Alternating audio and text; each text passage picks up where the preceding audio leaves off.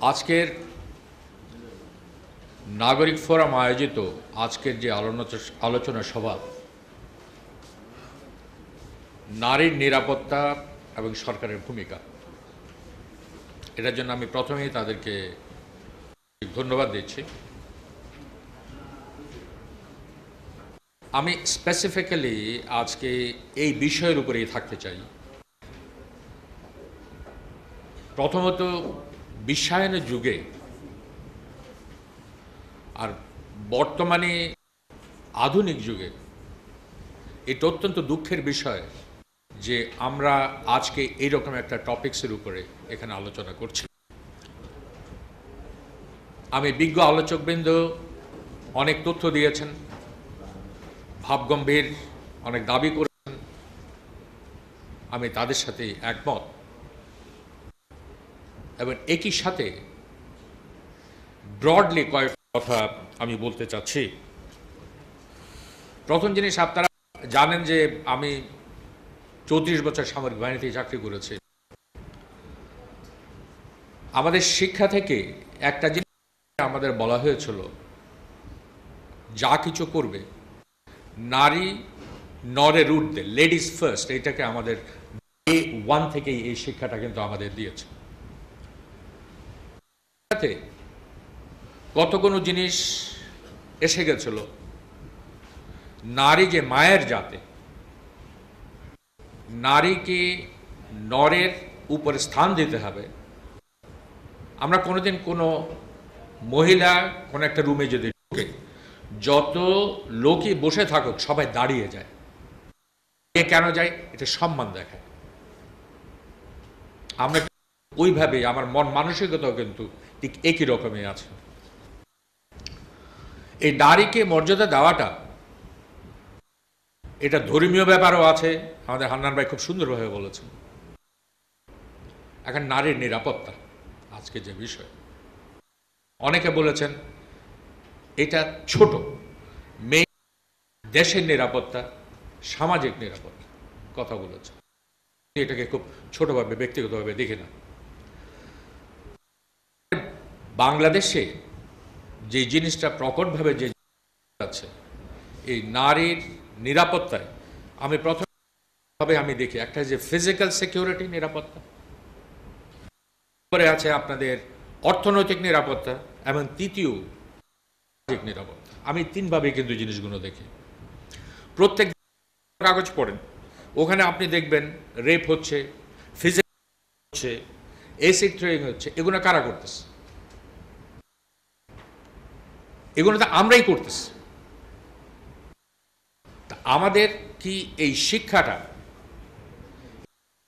আমরা মানুষ হিসেবে, নর হিসেবে নারীর যে মর্যাদা, এটা তো হতে পারে না। এই জিনিসটাকে আমার মনে হয় কিভাবে করা যায়। অনেকে বলেছেন গভর্নমেন্টকে, আইন তো আছে, এই আইনের, কিন্তু আমরা কি দেখি, এই প্রয়োগ তো ঠিকভাবে হচ্ছে না। যার জন্য আলাল সাহেব যে স্ট্যাটাসটা দিয়ে গেছেন, 40 জনের উপরে মহিলারা রেপ হচ্ছে। একই সাথে আমরা দেখি যে কয়দিন আগে দেখলাম অ্যাসিড থ্রো। এই যে লুট, আর্সন, যে ফিজিক্যাল অ্যাবিউজ যেগুলো হচ্ছে, এগুলো তো মোটে। সোশ্যাল সিকিউরিটি, প্রায় সময় দেখা যায় বিয়ে, ডিভোর্স, ফতোয়া, এইসব জিনিস কিন্তু আমাদের নারীরা কিন্তু আবার এই জিনিসের শিকার। এই শিকারকে কিন্তু যদি বন্ধ করতে হয়, এই শিকারের জন্য কিন্তু নারীকে শিকার করতে সামাজিক আন্দোলন যেটা আছে সেটাই। আজকের যে বিশেষভাবে যে জিনিসটা প্রকটভাবে দেখা দিয়েছে, সেই জিনিসটাও সামাজিক সিকিউরিটির মধ্যেই একটা। আর সেই জিনিসটাই হচ্ছে নারী, আমাদের যে ধর্মীয় অনুভূতি যেটা আছে সেটার উপর হস্তক্ষেপ। এই হস্তক্ষেপ, যে পর্তুগালের ঘটনাটা, এটা খুবই নগ্ন হস্তক্ষেপ হয়েছে। কিন্তু আমারও একটা প্রশ্ন, আমাদের নর সমাজের বা আমাদের ইসলামী চিন্তাবিদ বা ইসলামী মূল্যবোধে যারা বিশ্বাস করি তাদের কাছে আমার আজকে 16 দিন যে 3 জন মহিলা যে তাদের উপর এই বিচারটা হচ্ছে, আমরা সোচ্চার হলাম না কেন? আমরা তো বারে বারে দেখি শুক্রবার বাতিল থেকে ছোটখাটো ইস্যুতে আন্দোলন হয়, তো এই বিষয়ে আন্দোলনটা কেন হলো না? এটা আমার কাছে আমার বিবেকের একটা প্রশ্ন, এটা আমি আপনাদের দিলাম এই প্রশ্নটা, এই কাজটা কেন হয়নি? কিন্তু যেটা যেইভাবে হওয়া উচিত ছিল, যেভাবে হওয়া উচিত ছিল সেভাবে কি হয়েছে? আমার প্রশ্নটা কিন্তু ওই জায়গায়। আমাদের শুধু সরকারকে সরকার যে হানান ভাই শুধু বলে গেল যে সরকার মুষ্টিমেয় কতগুলো লোক ডিপার্টমেন্ট, আসল সরকার তো আমরা, আসল সরকার কিন্তু জনগণ। আপনারাই বলছেন সরকারকে বসায়ও জনগণ আবার সরায়ও জনগণ।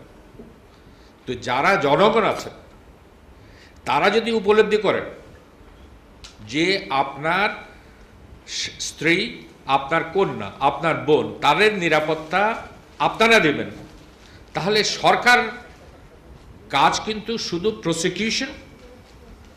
প্রসিকিউশন যা আছে সেটা শাস্তির বিধান সেটা করার একমাত্র।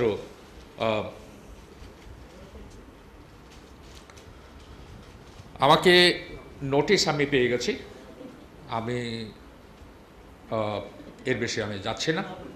আমি সাধারণত এইসব জায়গায় আসতে চাই না, যে বিকজ এই স্লিপ দেওয়াটা আমি পছন্দ করি না। আপনাদের অনেক ধন্যবাদ। আসসালামু আলাইকুম।